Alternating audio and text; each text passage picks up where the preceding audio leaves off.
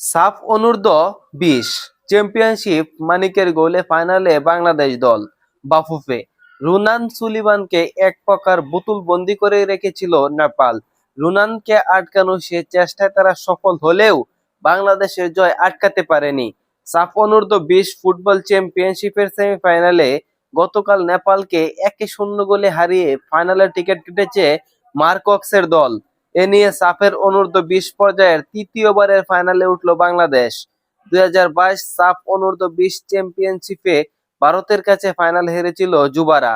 তবে 2024 সালে নেপালকে তাদের মাটিতে হারিয়ে শিরোপা জেতে বাংলাদেশ। অন্যদিকে দ্বিতীয় সেমিফাইনালে ভারতের মুখোমুখি হয় ভুটান। সেই ম্যাচে 5-0 গোলে জয় পায় ভারত।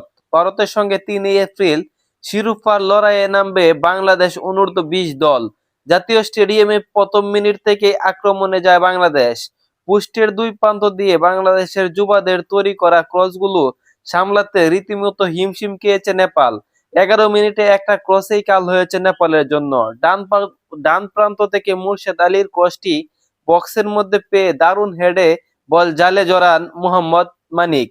1 মিনিট পর পাল্টা আক্রমণ থেকে প্রতিপক্ষের দুই ডিফেন্ডারকে কাটিয়ে আরো একবার লক্ষ্যভেদ করেছিলেন রুনাল সুলিভান, তবে তিনি নিজেই অফসাইডের তাকায় বাতিল হয়ে যায় সেই গোল। দ্রুত গোল হজমের পর নেপাল ম্যাচে ফেরার উপায় খুঁজতে থাকে, কিন্তু বাংলাদেশের জমাট রক্ষণ রাঙা তাদের জন্য কঠিনই ছিল।